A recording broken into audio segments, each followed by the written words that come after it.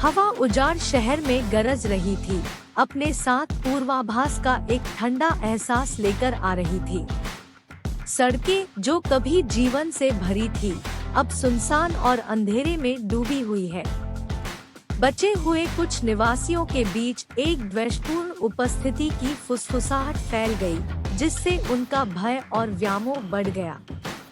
शहर के किनारे एक टूटे-फूटे घर में एमिली नाम की एक युवती ने शरण मांगी।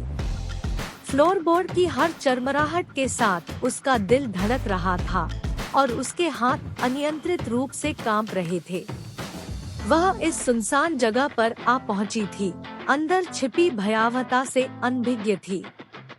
जैसे जैसे रात गहरी होती गई, अजीब घटनाओं ने एमिली को परेशान कर दिया। अनदेखे हाथ उसकी त्वचा से टकरा रहे थे और परछाइयां दीवारों पर खतरनाक ढंग से नृत्य कर रही थी। उसकी नींद ज्वलंत दुःस्वप्नों से परेशान थी। उसके सपनों में विचित्र आकृतियां और चुभने वाली चीखें थी। फुसफुसाहटें तेज हो गई, हॉल में गूंजने लगी। उनकी भयावह आवाजें उसे घर के अंदर घुसने का इशारा कर रही थी। अनिच्छा से एमिली ने उनकी ठंडी कॉल का पालन किया। भय की भावना उसके हर कदम पर छा गई। जैसे ही वह तहखाने में उतरी, हवा द्वेष से भारी हो गई।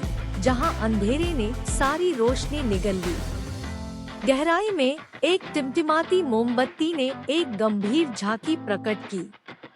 दीवारों पर खून के धब्बे लगे हुए थे और दुर्गंध ने एमिली की इंद्रियों पर हमला कर दिया था। अचानक छाया से एक आकृति उभरी। उसकी विचित्र विशेषताएं पागलपन से विकृत थी। वह उसकी ओर बढ़ा। उसकी लंबी उंगलियां आतंक के सार से टपक रही थी।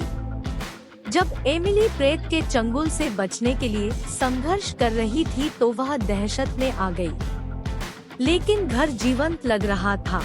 इसकी दीवारें उसके चारों ओर बंद हो रही थी, जिससे वह डर की भूल भुलैया में फंस गई थी। हताशा ने उसके प्रयासों को बढ़ावा दिया, लेकिन इकाई मजबूत हो गई। इसकी द्वेषपूर्ण उपस्थिति ने उसकी आत्मा का दम घोंट दिया। हर गुजरते पल के साथ एमिली का विवेक जाता रहा। उसका दिमाग बुरे सपनों के जाल में फंस गया। वह घर जो कभी उसका आश्रय स्थल था, उसका निजी नरक बन गया। इसके काले रहस्य उसके कानों में फुसफुसाए, उसे उसके आसन्न विनाश के ज्ञान से चिढ़ाया। जैसे ही भोर की पहली किरणें खस्ताहाल खिड़कियों से बाहर निकली, एमिली का बेजान शरीर तहखाने के फर्श पर पड़ा हुआ था। अपने प्रेतवाधित अतीत से हमेशा के लिए अभिशप्त यह शहर उसकी पीड़ा भरी चीखों की गूंज से गूंजता रहा। घर में व्याप्त भय ने एक और शिकार को लीन लिया था। इसकी भूख अतृप्त थी और इसका आतंक शाश्वत था।